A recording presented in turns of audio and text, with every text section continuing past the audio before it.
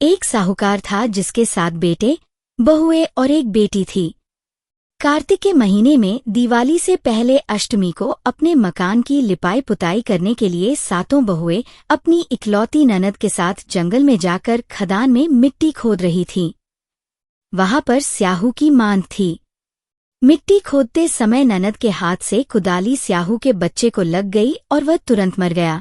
इससे स्याहू माता बहुत नाराज हो गई और बोली कि मैं तेरी कोख बांधूंगी। ननद अपनी 7 भाभियों से बोली कि तुम में से कोई अपनी कोख बंधवा लो। तब 6 भाभियों ने अपनी कोख बंधवाने से इनकार कर दिया, परंतु छोटी भाभी सोचने लगी कि यदि मैंने भी अपनी कोख नहीं बंधवाई तो सासूजी नाराज होंगी। यह सोचकर ननद के बदले में छोटी भाभी ने अपनी कोख बंधवा ली। इसके बाद छोटी बहू के जो बच्चा होता वह 7 दिन का होकर मर जाता। एक दिन उसने पंडित जी को बुलाकर पूछा कि मेरी संतान 7वें दिन मर जाती है, इसके लिए मैं क्या करूं? तब पंडित ने कहा कि तुम सुरही गाय की सेवा करो।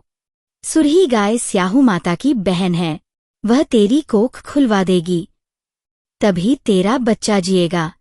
अब वह बहुत जल्दी उठकर चुपचाप सुरही गाय के नीचे साफ सफाई कराती। गाय एक पैर से लंगड़ी थी। गौ माता बोली कि हर रोज उठकर कौन मेरी सेवा कर रहा है, मैं आज देखूंगी। गौ माता खूब सवेरे उठी तो क्या देखती है कि साहूकार के बेटे की बहू उसके नीचे साफ सफाई कर रही है। गौ माता बहू से बोली कि क्या मांगती है?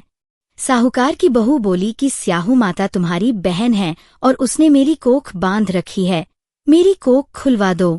गौ माता ने कहा अच्छा। गौ माता साहूकार की बहू को अपनी बहन के पास लेकर चल पड़ी। रास्ते में कड़ी धूप थी। वे दोनों एक पेड़ के नीचे बैठ गईं। थोड़ी देर में एक सांप आया और उसी पेड़ पर गरुड़ पंखनी के बच्चे को डसने लगा। साहूकार की बहू ने सांप को ढाल के नीचे दबा दिया और बच्चे को बचा लिया। थोड़ी देर में गरुड़ पंखनी आई तो वहां खून देखकर साहूकार की बहू को चोंच मारने लगी। साहूकार की बहू ने कहा मैंने तेरे बच्चे को नहीं मारा, बल्कि सांप तेरे बच्चे को मारने आया था। मैंने तो उससे तेरे बच्चे की रक्षा की है।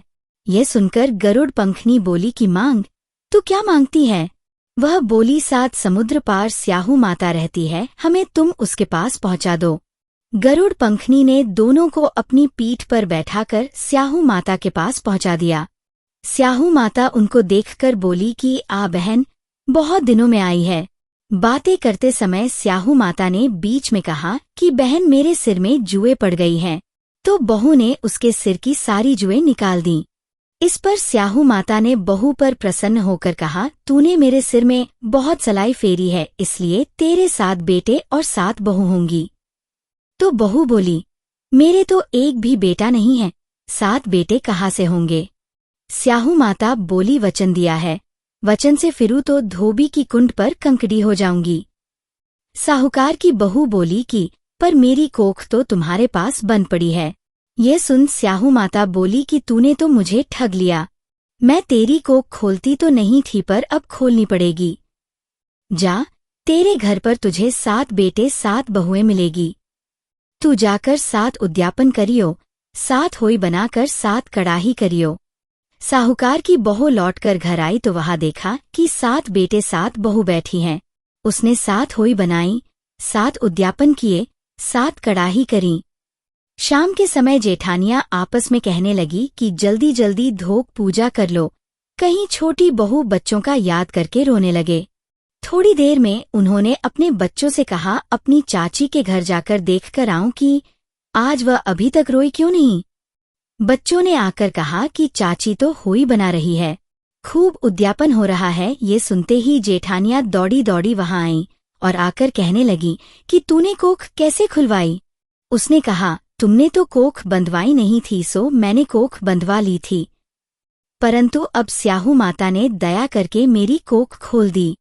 हे स्याहू माता, जैसे साहूकार के बेटे की बहू की कोख खोली वैसे ही हमारी और सब परिवार की बहुओं की कोख खोलती जाना। कहने वाले की, सुनने वाले की और हुंकारे वाले की।